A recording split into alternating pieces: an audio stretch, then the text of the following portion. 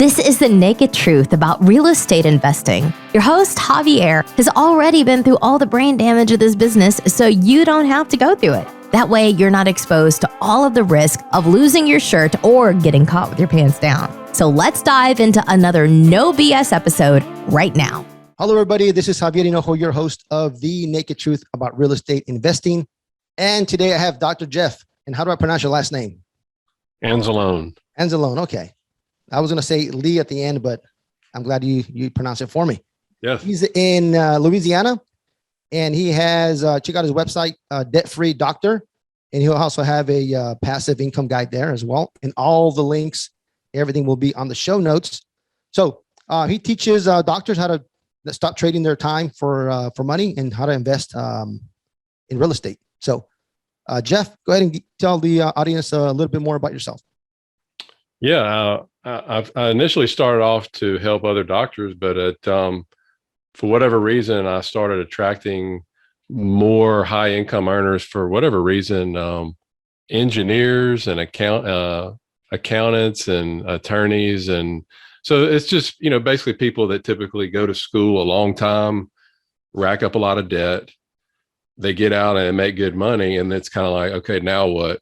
It's almost like these pro athletes that get out, that they don't have any type of financial education, and they get out and they get all this money, and it's like, okay, now what? So I started off wanting to try to help people that are in that position, because, as Javier, what everyone is taught, find a financial advisor, invest with them in a 401k for 35, 40 years, and then hopefully you have enough money. Hopefully the stock market is doing good, and when you retire, to where you are able to not run out of money.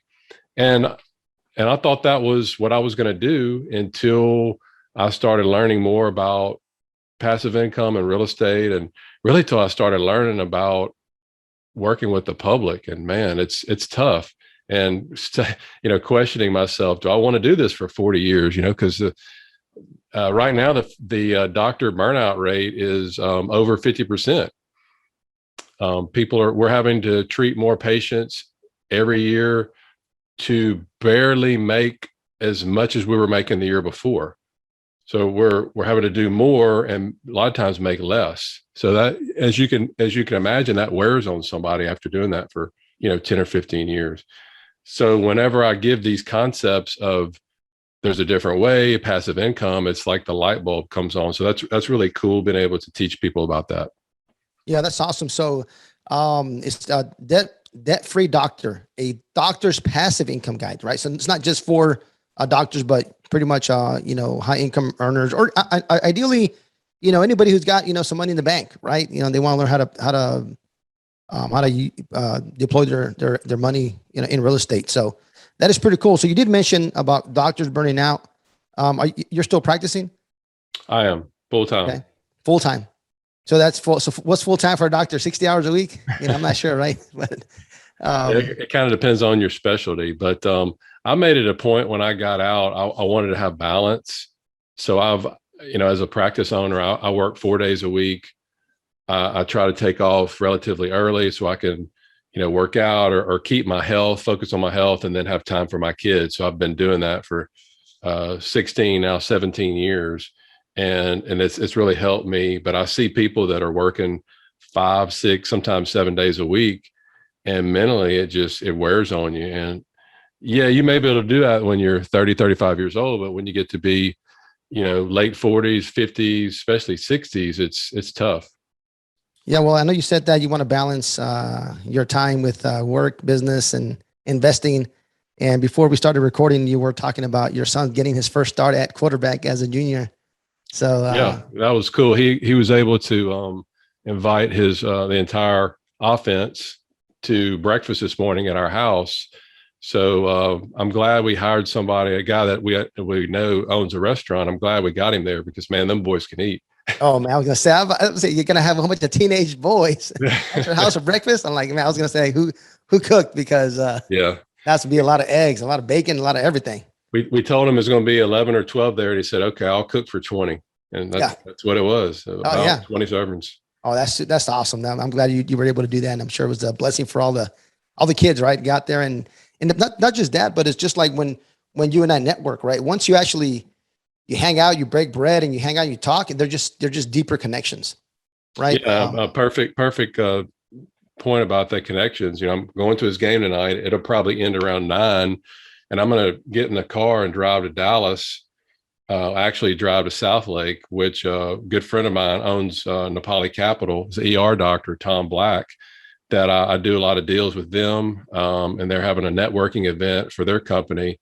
So they have 4 kids. So my kids have gotten to know them. And now you're right. It just makes the connection deeper.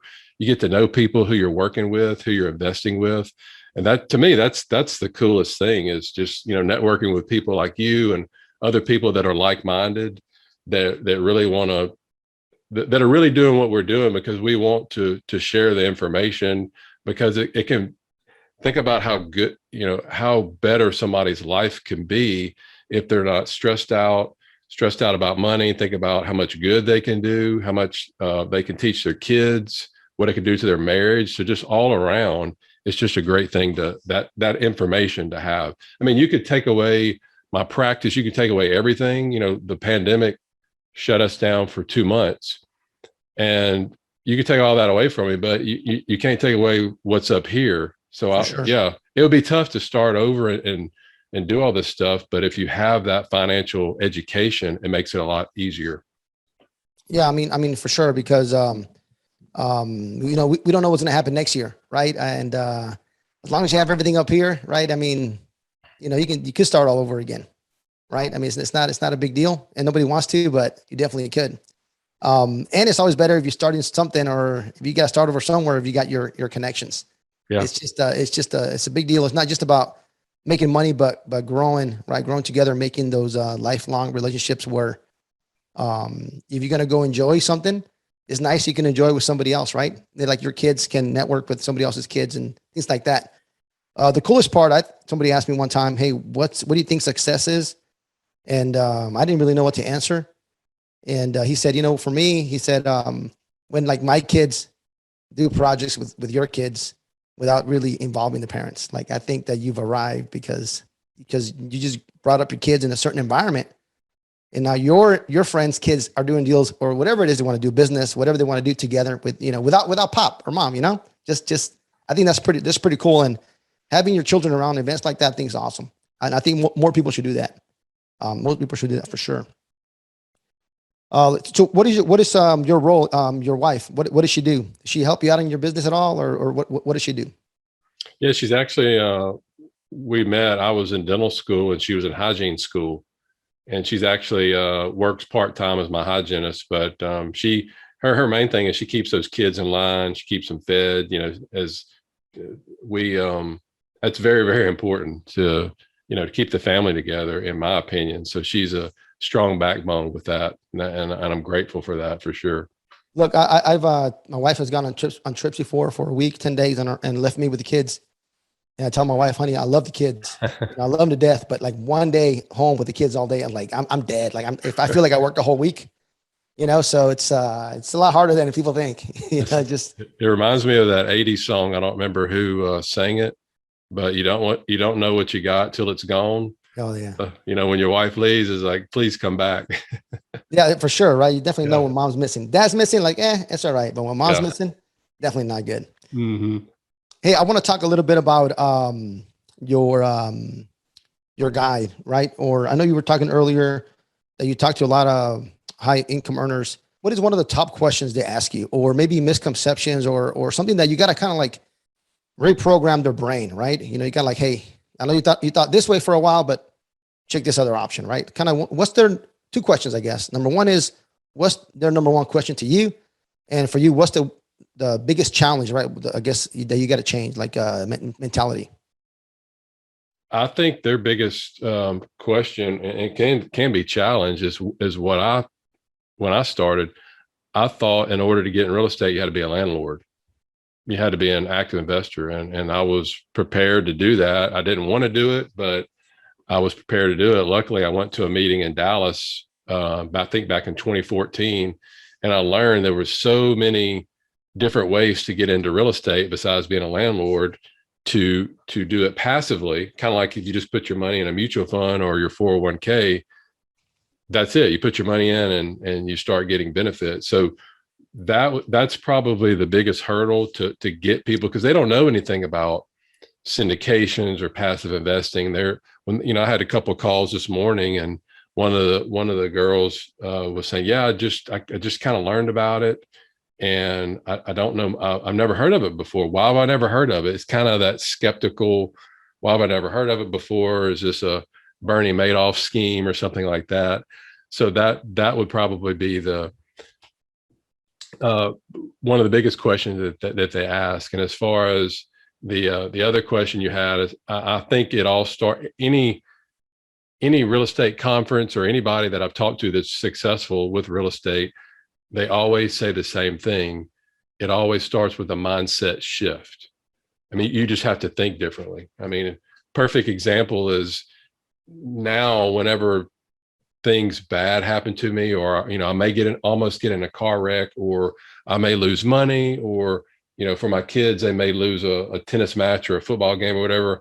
I'm immediately focusing on, all right, how can we get better with that? I'm thankful that this happened, because, I've heard that you fail your way to success. So that's just a different way to look at, because if you're not failing every day, you're not going to succeed. I mean, you could be negative about it, or you could, because, and my staff, I love them to death here, but they're always coming to me, have a problem with this patient, and this happened. I'm like, okay, well, what can we do systematically to come up with a system so we don't have this problem happen again, to reoccur? So it's a different way to look at things. Just like real estate investing, it's a different way to look at, because we think, perfect example, when I sat down with a financial advisor way back when I first got out, he said, based on your debt and your lifestyle, and you want to work till this long, blah, blah, blah, you're going to need like $8 to $9 million saved up. And I'm like, 300,000 in the hole, student loans, and you want me to save 9 million? I mean, that's a big number, but that was my mindset. But once you change that mindset, that all you have to do is replace your monthly expenses with passive income, you don't need near that much money. For us, it's like $2.5 million instead of 9. Yep. Or less. I mean, that just depends on your lifestyle. I don't know what the $10,000 a month number is, but that's what people come to me. I need 10,000 a month and I'll be good. I say, okay, well, then you need about $1.5 million in syndications, roughly, that are paying you 7% a year. And they say, well, my financial advisor told me I needed 6 million or 8 million. And again, the skepticism comes up, but I'm just trying to educate them about it, and then they go from there. Yeah, that's awesome, because we all get and well, I'll back up a little bit. Financial advisors, right? They get paid up front, most of them. Even if you make money, you don't make money, right?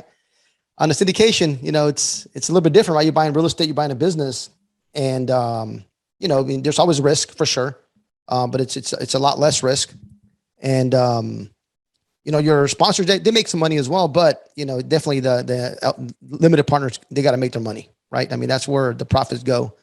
If they don't get paid, on the sales side, general partners generally won't get paid either, right? Mm-hmm. So there's an interest there. There's a really, as a general partner, you really got to work at it to make your investors money, because you want to make money as well.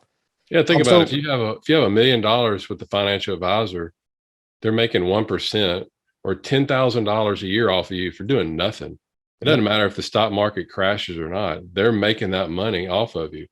And then you have people that find out that they have to pay, the sponsor will charge fees, but typically what they tell you the returns are going to be, that means the fees are already taken out for the most part. So what you see is what you get. And sometimes people balk at that. Well, why are they doing this and that? It's like, if you understand what it goes into, finding deals, getting financing, managing them, upkeep, all that, then you would realize they're doing a whole heck of a lot more than your financial advisor is doing. There's a pretty popular financial advisor in this area that he has the biggest house in town. and he has, all these hunting camps and this and that. And talk is starting to go around town going, wait a minute, something ain't right here. It's kind of like the drug reps got the mansion and the doctors have the smaller house, and they're the ones calling on the doctors. There's something's not right, so you have to think of it like that as well. Yeah, for sure. It's just a new way of investing for a lot of people, and they got to understand there's, acquisition fee, there's asset management fees, but at the same time, like all the time, energy that it takes and money just to find these projects, right? Like say you and I do a project and somebody has to put up the risk capital, right? Like, I mean, you got to spend money for inspections. You got to spend money on, private placement memorandums. I mean, you can spend 20, 30, 40K and something going to happen where like something kills a deal. Like nobody's giving you that money back. Right. Right. I mean, that's money that you lost. So it's definitely understandable, to be able to, for the general partners, take a asset management fee or, acquisition fee. I would say it should be higher, cause it's just so much work, but I mean, you got your industry standards out there and that's fine. But it's just it's another, just a way to keep the doors open and go ahead and bring in the next project. I mean, you said before we talked, you had an apartment complex in South Louisiana that was affected by the hurricane. I mean, yep. You got to take care of that. You have to fix it. You have to manage it. I mean, that takes time and energy and money. So you're actively doing that for your investors, in order for them to be paid. So you have to take that into consideration too. Yeah. Investors are limited partners are, just passive, right? So we're on the phone right away with the insurance company, checking our policies, going line, like, okay, every single line to see what are they going to pay for, how much, and let's get in front of everybody else. So we can take care of our property as soon as possible. So yeah, I mean, it's just a lot of work. But it's definitely, very rewarding. I definitely like it. It's not nothing like you see out there. It's just a different world, which I definitely enjoy. Jeff, so what's your main role? Like, do you have a fund, or do you partner with people, or how do you? I know you raise money, or you teach investors, or you teach people how to invest. But I mean, just kind of tell me how you're set up. Yeah, I do two things. I give people information that I think that they need in order to invest. If like, for instance, as the prices are going up, inflation is going up right now as we record this. I think people should know about that and how good of a hedge, inflation hedge, real estate is. I think people should know that. So I've given out information. Well, early on, I had enough people email me that said, Jeff, this information you're giving out is good, but we just don't have time to find deals or figure out who to invest with. Would you ever consider telling us who or what deals you invest in? So I started a separate group for accredited investors. And all I do is I just email them any deal that I'm personally investing in. And then a few of the groups have allowed me to come on as a general partner in those deals to help, so if somebody wants to invest alongside of me, then they're going in the deal with me. Well, then they'll let me have a little bit more equity in that deal than I'm putting in personally. I'm investing either way. It's just something that, I'm doing all the work, finding what I'm going to invest in and like telling them, here you go. If you want to invest, you can read it. And if it works for you, go for it.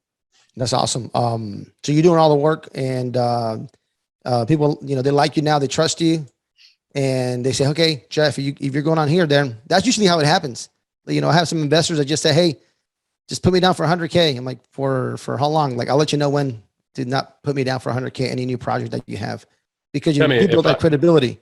If I'm going to put 6 figures in from my own money and then recommend, I got close to 1,000 people in my investors circle to this deal, then, in the Bible, it says about, your most important thing is your reputation, your name. You lose that. What's the deal? What's the saying? Something like you can spend your whole life trying to build your reputation, but you can lose it like in 10 seconds, Yeah. So that's, to me, I don't have to do that. I mean, I make a good living treating patients, but it's just something that I feel that there's a lot of people providing misinformation out there. And I just want to be straight with people, because I've been screwed over before, which probably some of your listeners have too. And I'm just trying to set people straight and letting them know the real deal. I'm just a real person. They want to come meet me. They can go to lunch, whatever. I'm just a regular dude with 2 kids and a dog and a wife. Awesome. And what was the dog's name? Lincoln. Lincoln. Well, mine's Cashy, but her real name is Cash Shot Refinance. I saw that. That's her real name. So Facebook, you got Facebook, Twitter, LinkedIn, Instagram. You got a YouTube channel. Everything will be on the show notes.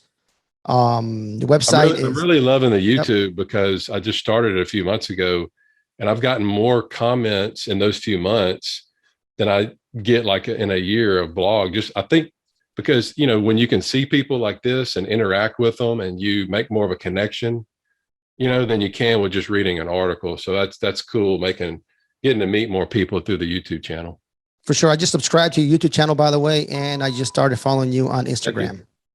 Awesome. Thank you. So I'm going to start checking some of the videos out. Look, Jeff, this is the naked truth about real estate investing. So I always ask this question, right? What's been the biggest mistake that you've made, and how could you have avoided that? Oh, that's easy. When I first started investing, I started with crowdfunding online with, it's gone under, but it was realtyshares.com back then. And that was sort of the fund rise, or the whatever, the Root stock or equity multiple, whatever the big players are now. Lost 50 grand with them. Everybody lost money in the deal because, when you're doing crowdfunding, you don't get to know who the sponsors are. You're just relying on a website. The website said, oh, we vet all these deals and we're only putting the best ones on our website, which I know now is not true. So if I would have known the sponsor and their history and their business plan, it was a high crime area they were moving into. They were trying to fix up an apartment in Oklahoma. They were throwing a lot of money in, thinking people would come back in, but they didn't. I would have never invested if I would have known them personally. So that was a mistake. And what I learned from it is I never again have invested. Will I invest with just an online platform? I want to know who I'm dealing with personally. I want to meet with them. I want to walk property with them. And to me, that's the only way to go. Awesome.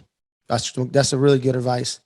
I've never done any kind of crowdfunding, and I didn't know that you couldn't tell who the sponsors were. I would assume that you can know who what project. Well, I'm sure the project, but at least what the sponsors are. So, you can't change a building, but you can't change the area. That's true. Yep. All right. Let me see. I got you here, Jeff, and I'm not going to let you go until we do my favorite part of the show, which is the Naked Truth Roulette. I am going to ask you 3 random questions. Got nothing to do with real estate, nothing to do with investing. It's got nothing to do with nothing. Just 3 random questions. All right. You see my screen?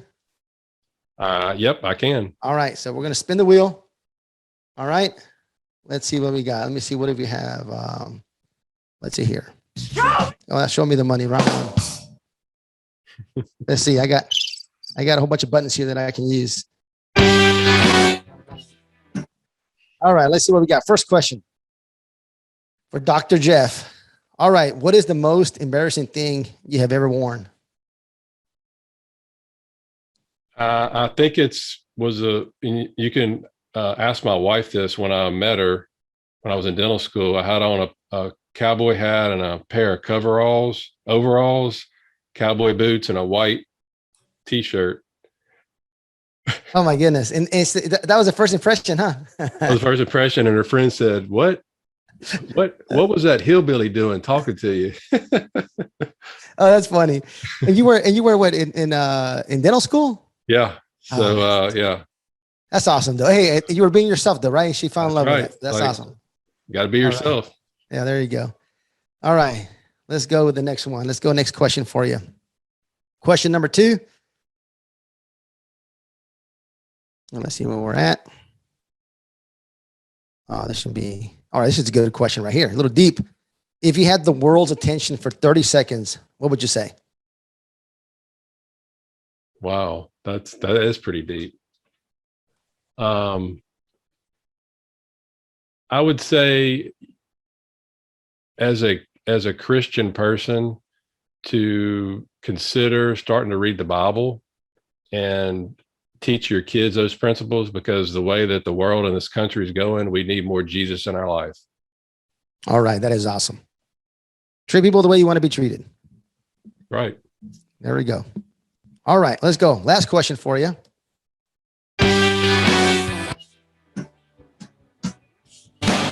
All right, let's see what we got. All right. It's this interesting one. If you could pick another time to live in, either the present or the past, what time would that be?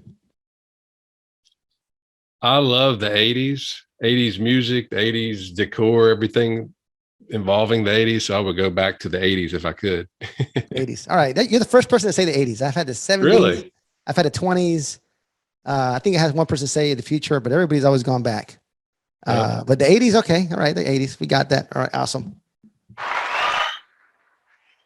Do I win a prize? Jeff, you survived the Naked Truth Roulette.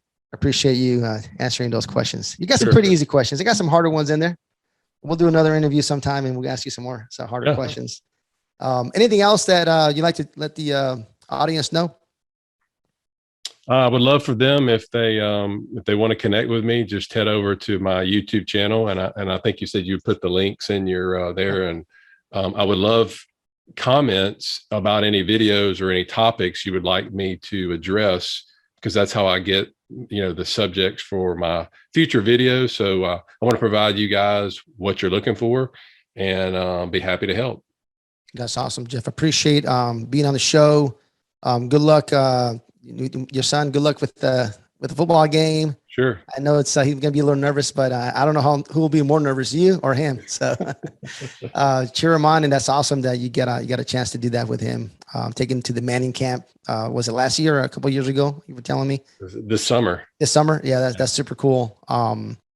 And I appreciate being on the show. I'm Javier Hinojo. Don't lose your shirt.